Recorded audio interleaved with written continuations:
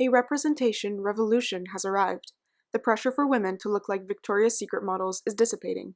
Although there is still a ways to go, women have taken monumental steps in fighting the sexualization and stigmatization that they have faced since the onset of media. In the past years, as women have started to embrace themselves as they are, men have displayed an increase in body dissatisfaction, anxiety, depression, and eating disordered behaviors. Advertisements exacerbate these negative effects. In this video essay, I will be taking a look at how 5 fragrance advertisements portray masculinity and how these representations are harmful to male audiences and society.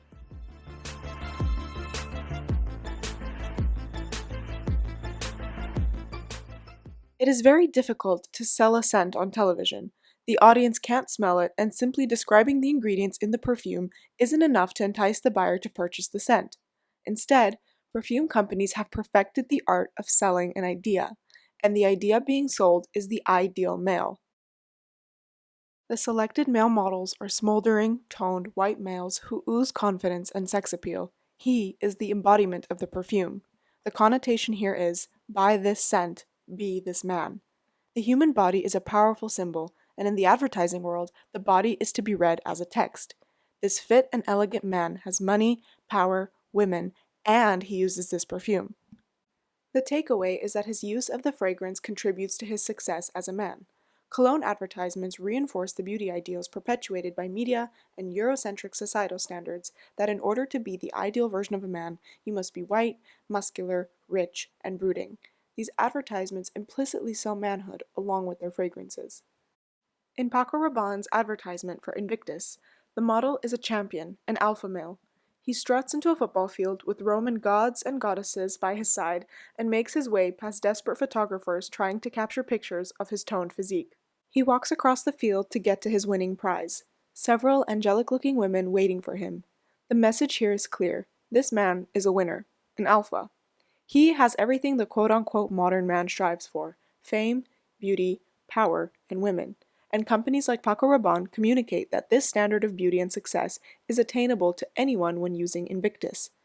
YouTube comments such as these attest to the powerful effects of this advertisement. The end goal for a man, as implied by the media, is to maintain authority, power, and control.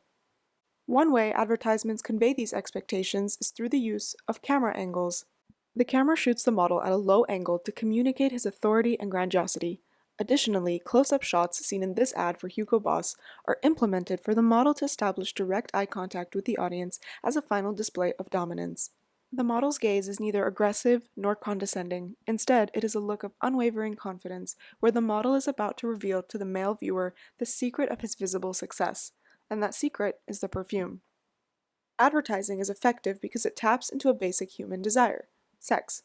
Men in society are expected to love and crave sex because without engaging in sexual activities, you are not considered to be a real man. Advertising presents the notion that the imagery and symbols used in an advertisement will manifest in real life after having purchased the product. In this Jimmy Choo ad featuring Kit Harington, we see the male protagonist being caressed by a woman as he applies Jimmy Choo's cologne.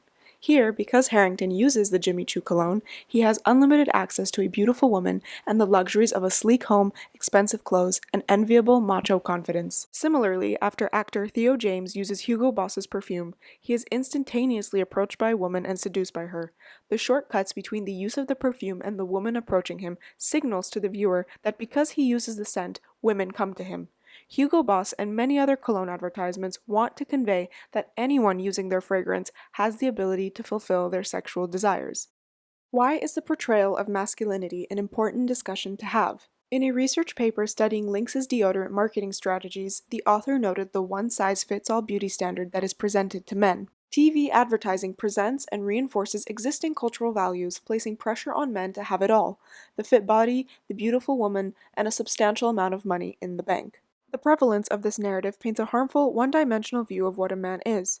A 2005 journal article found that 81% of men are dissatisfied with their current body. The lack of diversity in size and skin tone in the media is a contributing factor to the increase in men's mental health issues, including eating disorders and compulsive exercise regimens. Advertisers actively try to evoke feelings of insufficiency in the male viewer for profit. Additionally, the issue with the ways ads represent masculinity impacts both men and women. Cologne advertisements implicitly communicate that the sexualization and objectification of women is acceptable. A 2015 study found that men who exhibit hypermasculine behaviors are more likely to sexually abuse and/or be physically and verbally abusive towards women. Although aesthetically pleasing and seemingly encouraging, the representations of men in the media are in fact harmful to male viewers. By critically analyzing our societal constructions of masculinity, we can work to change the narrative. Only once society changes will advertisers cease to promote the harmful representations of men in the media.